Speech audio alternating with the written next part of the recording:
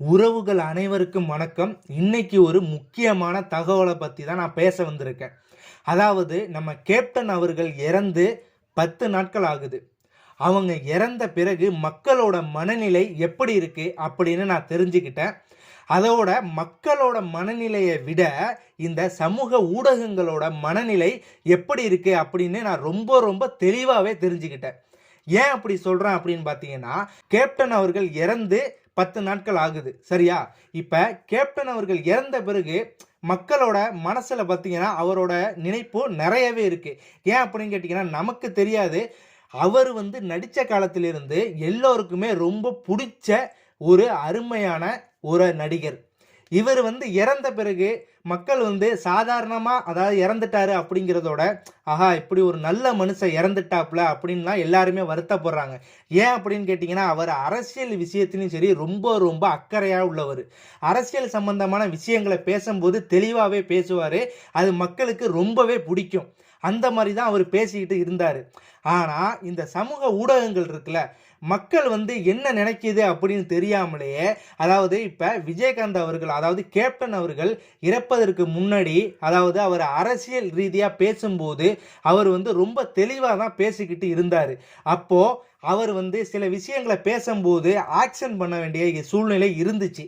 அதாவது ஒரு விஷயத்தை நம்ம பேசும்போது கையசைவு வாயசைவு வேற மாதிரி தான் இருக்கும். அப்படி இருக்கும்போது இவர் இந்த மாதிரி பேசுகிறாங்க அப்படின்னு சொல்லி ஊடகங்கள் என்ன செய்கிறாங்க அப்படின்னு பார்த்தீங்கன்னா, இவர் அமைச்சர்களை அதட்டுறாரு, மக்கள்களை முட்டாள் மாதிரி பேசுகிறாரு, இவர் சம்மந்தம் இல்லாமல் மேடைகளில் பேசுகிறாரு, பேசும்போது தண்ணி, அதாவது சரக்கு போட்டு தான் பேசுகிறாரு அப்படிங்கிற குற்றச்சாட்டுகளை வச்சாங்க.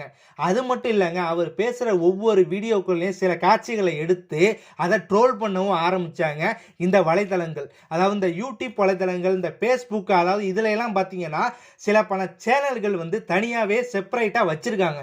இவங்க இந்த மாதிரி விஷயங்களை தனித்தனியாக கட் பண்ணி போட்டு, விஜயகாந்த் இப்படிப்பட்டவர், விஜயகாந்த் சரியில்லை, அவர் வந்தால் இப்படி இருக்காது அப்படி இருக்காதுன்னு சொல்லி அவர் படத்தில் பண்ணுற மாதிரியே இங்கே மேடைகளிலும் பேசிக்கிட்டு இருக்காரு அப்படிங்கிற மாதிரி குற்றச்சாட்டுகளை அடுக்கடுக்காக வச்சுக்கிட்டே போனாங்க. நம்ம கேப்டன் அவர்கள் கொஞ்ச நாட்களாகவே உடல்நிலை சரியில்லாமல் இருந்தாங்க அப்படிங்கிறது நம்ம எல்லாருக்குமே தெரியும். அந்த சூழ்நிலையில் இந்த ஊடகங்களோ அல்லது நியூஸ் சேனலோ ஏன் போய் அவரை எப்படி இருக்காரு அப்படிங்கிறத மக்களுக்கு காட்டலை. இல்லை அவர் எப்படிப்பட்டவர் அப்படிங்கிறத யாருமே கண்டிப்பாக சொல்லவே இல்லை. அப்படி இருக்கும்போது இவ்வளோ நாள் இருந்துட்டு திடீர்னு அவங்க இறந்த பிறகு அவங்க மேலே ரொம்ப அக்கறை இருக்கிற மாதிரி நிறைய சேனல்கள் என்ன பண்ணுறாங்க அப்படின்னு கேட்டிங்கன்னா, அவரை ஒரு கண்டென்ட்டாகவே மாற்றிட்டாங்க. அதாவது அவர் சம்பந்தப்பட்ட சில பேரை அழைச்சிட்டு இன்டர்வியூ எடுக்கிறோம் அப்படிங்கிற பேரில் அவர் எப்படி இருந்தார், அவர் என்ன பண்ணார், இதுக்கு முன்னாடி என்ன செஞ்சார், இது எல்லா மக்களுக்குமே தெரியும் விஜயகாந்த் அவர்கள் என்னென்ன நல்லது செஞ்சுருக்காங்க அப்படின்னு. நீங்கள் ஒன்றும் படம் போட்டு காட்ட தேவையில்லை. அதாவது விஜயகாந்த் சாரோட நடித்தவங்க சில பேரை, அதாவது இதுக்கு முன்னாடி அவங்க யாருன்னே தெரியாது அவங்களுக்கு. ஆனால் இப்போ அவங்க விஜயகாந்த் அவர்களை இவங்க என்ன செஞ்சாங்க, இவங்க யாரை எப்படி வளர்த்து விட்டாங்க, அவங்க சுற்றி இருக்கிறவங்கள எப்படி வச்சுப்பாங்க, அவங்க யார்கிட்ட எப்படி பேசுவாங்க, இந்த மாதிரி மட்டும் இல்லைங்க. சில நடிகர்கள், அதாவது நடிகர்கள் அப்படின்னா திரைத்துறையில் இருக்கிற சில நடிகர்கள், பெரிய நடிகர்கள் இருக்காங்களா, அவங்களுக்கு எல்லாருக்குமே விஜயகாந்த் சாரை ரொம்பவே பிடிக்கும். எல்லாருமே அவங்க மூலியமாக நிறைய பேர் நல்ல இடத்துக்கு வந்திருக்காங்க. இது எல்லாருக்குமே தெரியும். இப்போ அவங்க பார்த்தீங்கன்னா நிறைய பேர் பெரிய இடத்துக்கு போய் ஒவ்வொருத்தவங்க ஒவ்வொரு இடத்துல இருக்காங்க. இந்த விஷயத்தை சமூக ஊடகங்களை என்ன பண்ணுறாங்க அப்படின்னு கேட்டிங்கன்னா, விஜயகாந்த் சார் இறந்த பிறகு ஏன் இவங்க வரல, இவங்க எதுக்கு வரல, இவங்களுக்கும் அவங்களுக்கும் என்ன மோட்டிவேஷன், அதாவது ஒரு நடிகர்களாக இருக்கட்டும், அவங்க இப்போ தற்போது இப்போ ஷூட்டிங் ஸ்பாட்டில் இருக்கும்போது வெளிநாடாக கூட இருக்கலாம் அல்லது உள்ளூரில் கூட இருக்கலாம். அப்போது திடீர்னு ஒரு மரணம் ஏற்படுதுன்னா அவங்களால வர முடியும் அப்படிங்கிறது கட்டாயமாக சொல்ல முடியாது. ஏன்னா ஒவ்வொருவரோட நிலையும் பார்த்தீங்கன்னா வெவ்வேறு மாதிரி இருக்கும். அதாவது பக்கத்தில் இருக்கிறவங்க கண்டிப்பாக பார்க்கணும், பார்ப்பாங்க. தூரத்தில் இருக்கிறவங்க, வெளிநாட்டில் இருக்கிறவங்க எப்படி வர முடியும் அப்படின்னு நமக்கு தெரியாது. அப்படி இருக்கும்போது அவங்க மேலே, அதாவது நம்ம விஜயகாந்த் சார் மேலே அவங்களுக்கு எந்த ஒரு பற்றும் இல்லை, எந்த ஒரு மரியாதையும் இல்லை. அவங்க இறந்த பிறகு யாருமே வரல, ஏன் வரல, எதுக்கு வரல அப்படிங்கிற மாதிரி இந்த ஊடகங்கள் மேலும் மேலும் மேலும் பொய்களை அடுக்கிக்கிட்டே போகிறாங்க. அது வராங்க வரலை, அதை பற்றி உங்களுக்கு என்ன கருத்து? அதாவது அவங்க குடும்பங்கள், அதாவது கேப்டன் சார் குடும்பங்களை அதை பற்றி கேட்டாங்களா? இல்ல அவங்க உங்ககிட்ட வந்து சொன்னாங்களா? இந்த மாதிரி வரல, இவங்க வராதனால எனக்கு ரொம்ப வருத்தமா இருக்கு அப்படின்னு. அது மாரி இல்ல.